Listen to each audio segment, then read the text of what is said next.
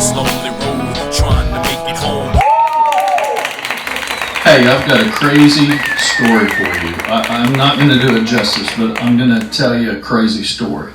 And this comes from if you're a salesman, you're on the road, you're selling, and you go out to bars at night. It's what you do, you know, you're alone, so you go out to bars. Well, this is a story about Paul and Herb. And Herb was the engineering type. And he was, you know, a follower, not a leader, not real social, kind of quiet, you know, engineering type, kind of introvert. Paul, on the other hand, was management type, extrovert, let's party and let's do shots until we can't see. So you have those two as a mix, and they're out on a sales trip. And they come out of a bar early in the morning, you know, 2, 3 a.m., and they're at a wharf to be unknown. So they come out of a bar and they're in a wharf, and they're walking around, they're in their suits, they've closed the bar down, they don't want to go back to the hotel because they're tanked. And so they go over by the water naturally, and they're watching, you know, a bunch of people fish, and they're having a good time. And they look over, and there's a big submarine. So they walk over, and they're walking down, they're looking at the submarine, they're like, wow, this is really cool, look at that, just sitting there. And so Paul's like talking about, you know, Voyage to the Bottom of the Sea, and you know, Lloyd Bridges, and, you know, I've always wanted to be on a submarine, and by God, Herb, let's just go get on that submarine. Herb's like, oh, you're crazy. He said, no, let's walk over here. So they walked over there a little closer, and they see a chain link fence up above, going around, and there's a brick wall, and then there's water, and the submarine, and then there's rocks and all. And Paul gets a looking at it, he's like, look at that little ledge of bricks down that brick wall. We could shimmy over that brick ledge. And Herb is like, oh no, I'm too drunk. He said, no, we can do it. It's the width of a brick. I know if we turn our feet sideways and we just lean on the bricks, we can shimmy over to that submarine. And Herb's like, well, how do we get on the submarine? You know, being the engineer that he is. Well, how do we get on the submarine, Paul? And Paul thinks a minute, he looks at it, he's like, see that mooring rope? We're going to slide down that mooring rope, we're going to land on the deck, I'm going to open up that submarine hatch, I'm going to climb down that little ladder, I've always wanted to do that, climb down that little ladder, and I'm going to get to that periscope, and I'm going to say, up periscope, and that thing's going to come up, and I'm going to look in it, just like I've always wanted to, Herb. You can't deny me this. I've wanted this since I was a child. And Herb says, Paul, whatever, you know, I'll go. And they get on the ledge, and they put their backs to the bricks, and they put their feet sideways, and they shimmy down this ledge, and they're shimmying over to the mooring rope, and they get to the mooring rope, and they look up. Now this rope is huge. It's like this big around. I mean, it's holding a submarine. So it's not a little piece of rope, it's huge. So they look up at this big mooring rope, and they're like, well, what are we going to do now?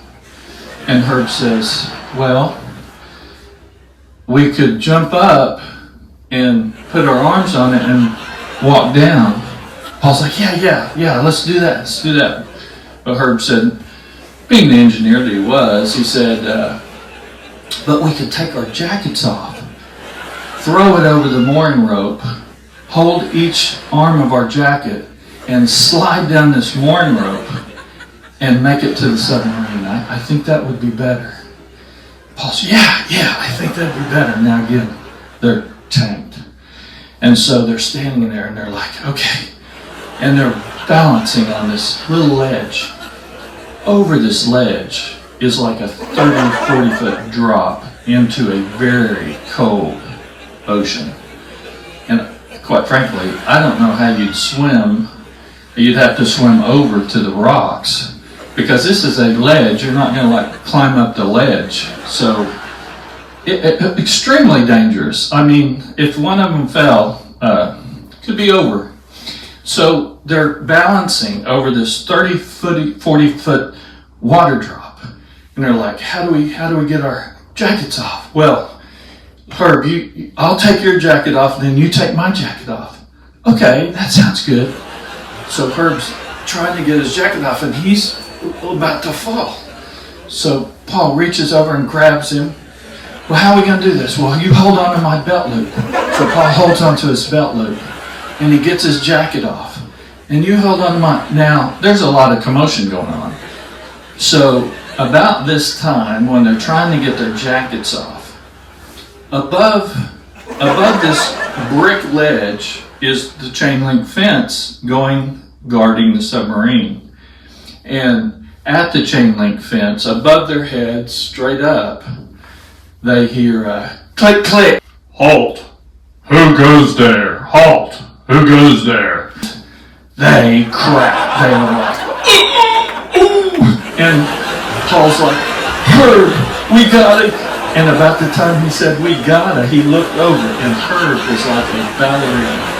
His feet are sideways like this on a brick ledge, and he's shitting down this brick ledge as fast as he could go, and he's gone. And Paul says, oh my God. And so he's like, oh shit, I gotta go too. So he's shitting down this brick ledge all the while. Halt, who goes there? And the MPs are there. So they get out, they get on the rocks, they're in their suits still. They're crawling up the rocks, and the gate is locked. And probably these MPs haven't used their keys for this gate in 10 years or more. I mean, who would try to get on a submarine at 3 or 4 in the morning? Paul and Herb. So you can hear them cussing. They're like, damn it, I can't get the key. They're trying to get the lock out. Damn it. And they're like, halt, who goes there? And Paul and Herb haul ass down the wharf. And they're running as fast as they can in their suits. Again, they're tanked. So they're running as fast as they can, and they're running towards the wharf. And finally the guards get the gate open. And they're like, halt, who goes there?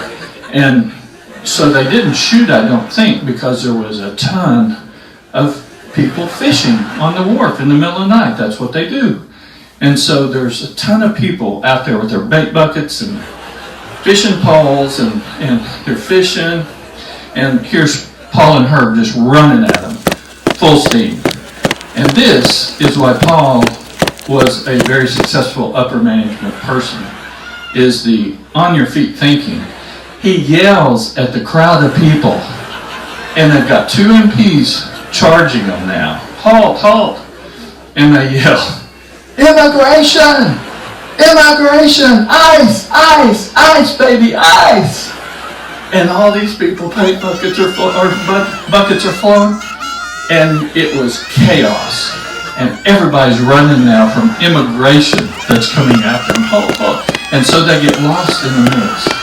So they run around and they see a building, and they're gassed. I mean, they're tanked anyway, and they're gassed. They've been running. So they crawl under this truck, and Herb's like, panting. It's like, just be quiet, Herb. He's like, I can't breathe. And so he's like, shut up. People are running. You can hear the MPs, halt, where are they? And so Paul and Herb lay there under this truck. Well, he hears the MPs out. Everybody spreads, and they're walking. Well, pretty soon, he sees the MP boots, and they're walking around the truck. And he's like talking to his buddy, and he's like, I thought they came this way. I don't know. I'll look around here. We got to catch those guys, those assholes. We got to catch them. So he's walking around, and Paul sees boots. Now Herb is lying there and didn't see the boots because they were behind him.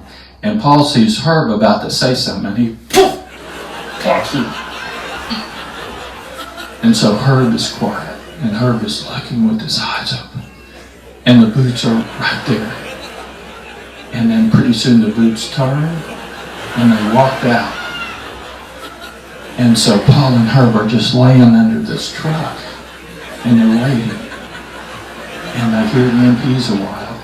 Then they lay there. They hear them. And they don't hear anything. So they just laid there. And they both fell asleep under the truck. They just said, oh, we gotta be quiet. And quiet to a tank person, you know, if you don't keep drinking and keep the buzz going, you know, you're out. So out they went. So they're sleeping under the truck.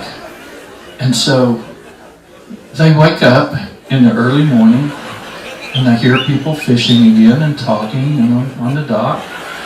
And they crawl out from this truck. And Paul says, hey, Herb, it's pretty early. I think we can have some breakfast before our next sales call.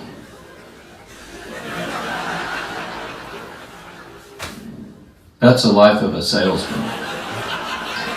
Unbelievable.